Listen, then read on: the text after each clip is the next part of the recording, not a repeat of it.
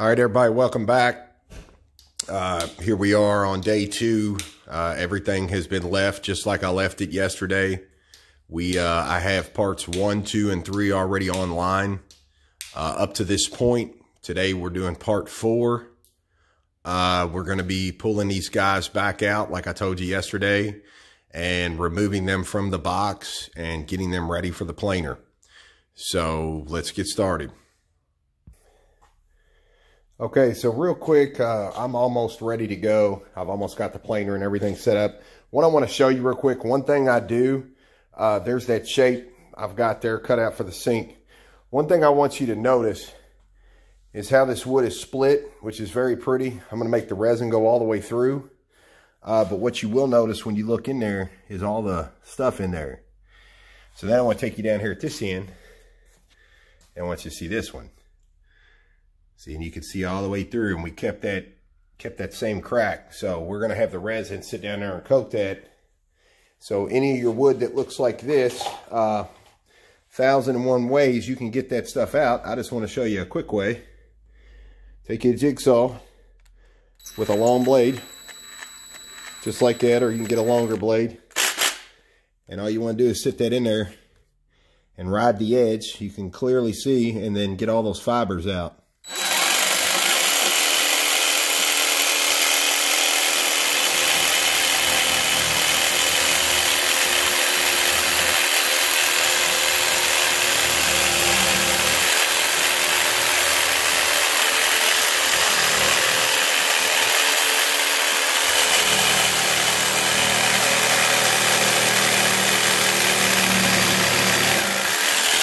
Now, I follow my wood on that one side all the way up to where the crease stopped. Now I'm going to do the other side of it.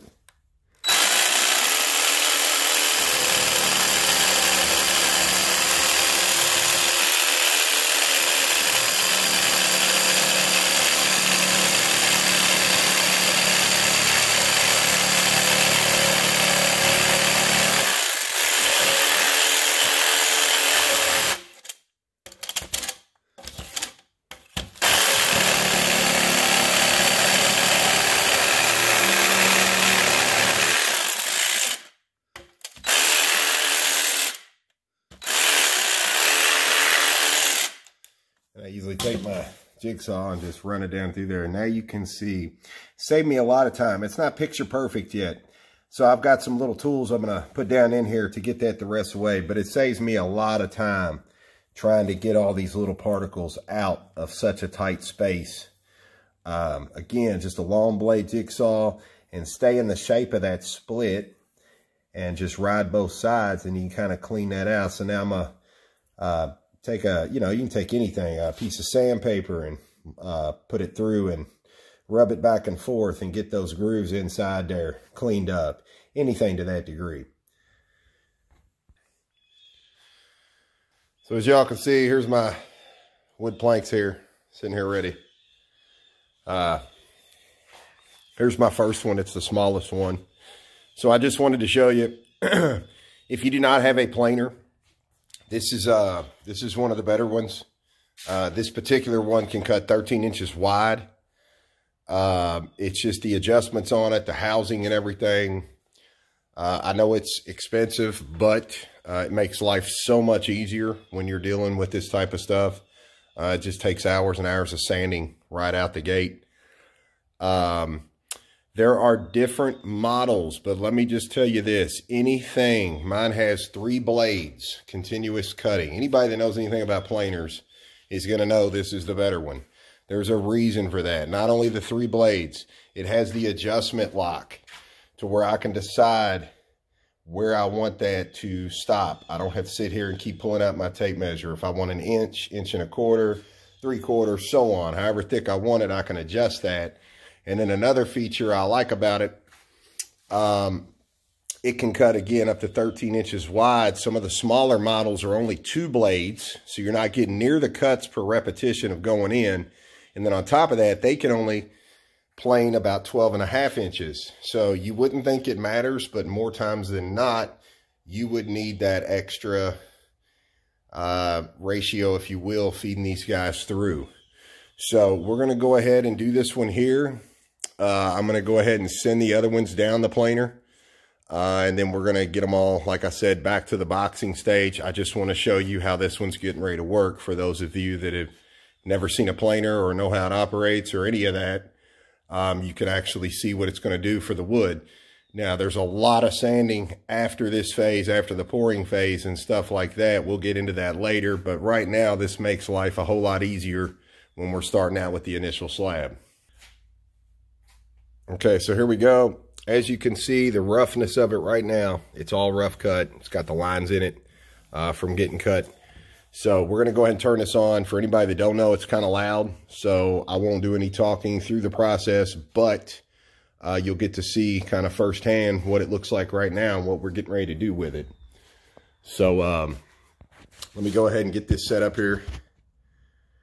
There we go. And now I'm going to go ahead and send it through, and I'll show you after a few times of it going through, you'll see what the end result, you know, for the next stage is going to look like.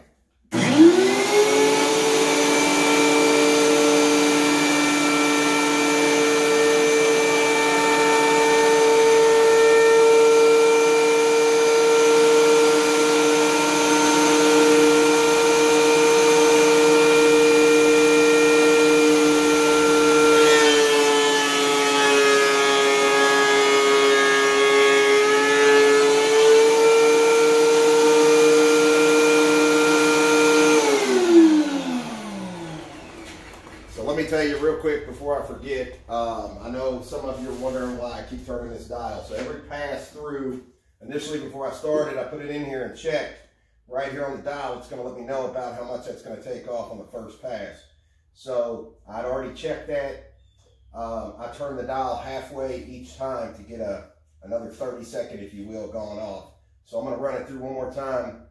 Then I'm going to flip sides. So then you just want to keep flipping every time you send it back through again until it's down to the 1/4 inch where we're going to end up being.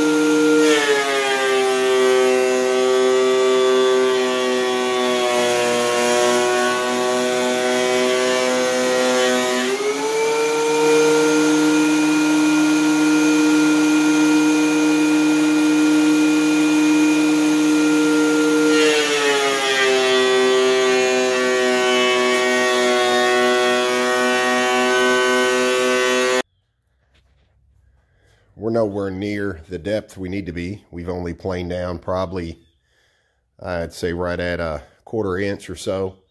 Now it's going to start going a little faster. I just wanted to show you the basics. Again, my dial is set We started out at 2 1/4. So we've already planed down, believe it or not, we've already planed off a 1/2 inch, 1/4 inch on both sides. So that adjustment right there is why I like this. I have this dial set to 1 1/4 inches. So it's not gonna let me forget and keep on sending this through and go below my mark. So I'm gonna finish this guy out and I'm gonna do these the same way. I recommend that you get somebody to help you on the longer ones. Somebody coming and actually the receiving end and somebody shoving in. It just makes life easier. So I'm going to go ahead and duplicate all these the same way, and we're going to get them ready to put back in the box. Okay, so I just wanted to take a second and show you all. These two here are done. I've got actually 3 of them done. Those are done. The smaller guy here's done. So you can really see when I lay the one that's been planed next to the one that has not been touched yet, you can see the difference a mile away. So again, if you do not have a planer, preferably a top-notch planer, I wouldn't even try this. You will never get nowhere with a orbit sander or any of that. So you've got to have a planer. And again, this is not even half of the work yet, because getting them to that position right there in that phase and getting them back in the box, seal all that up, and once we do our pour, then the real work begins after that, getting all the wood to a fine-tuned finish. So we'll be going over that shortly. I just wanted to show you all, it's not just as simple and easy as running these guys through like I did that little small guy. These are a lot more time-consuming in real-life time. It's already taken me roughly over an hour just to do these 3 pieces. But compared to 2 weeks with no planer, I'd say I'm ahead of the curve. So anyway, I'm going to show you how to do this last one right here. I'm going to send it through a couple of times. I just want you to see it's just not as simple as it looks. You know, your wood wants to kind of jam up inside if it's tweaked or on level. So you got to be able to shove that through. You really need somebody on a receiving end. I'm going to do it by myself just so I can show you it can be done. But definitely a lot easier with 2 people. So here we go. All right, so here we go. I've already got this one set. I'm just going to show you. It's you know, it's long, it's heavy, it's kind of awkward. Good idea too, something I didn't tell you before.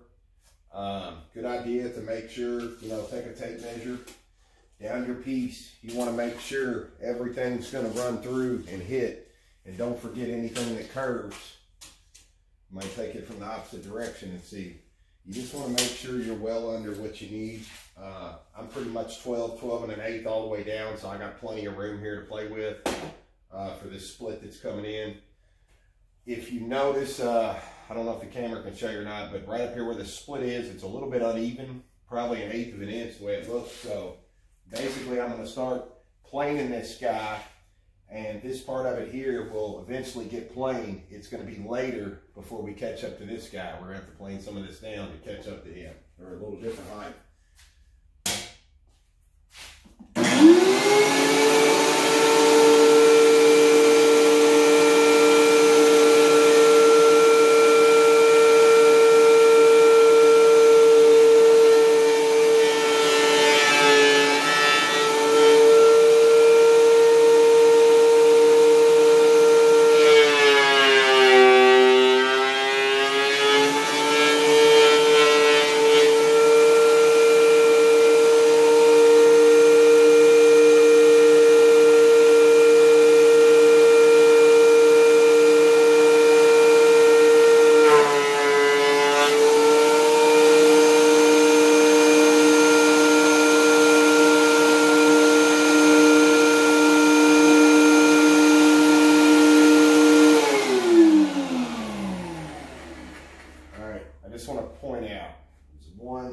One pass.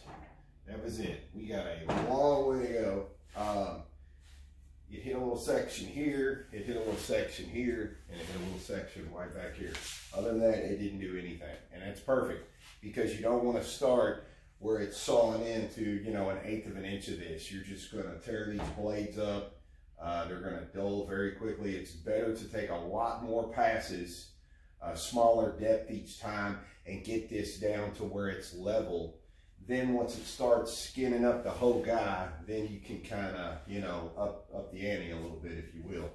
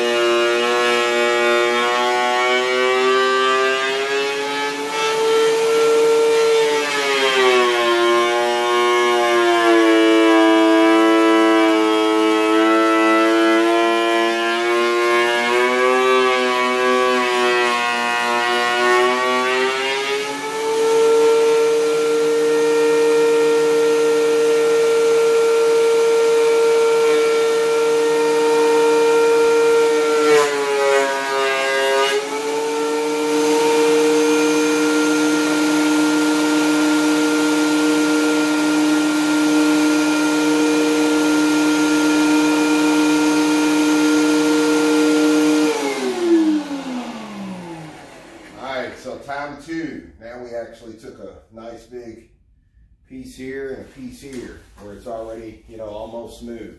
So we still got a ways to go. We haven't even touched this area, none of that. So until I get this guy pretty close to where he's skinning up everywhere, I won't turn him just yet.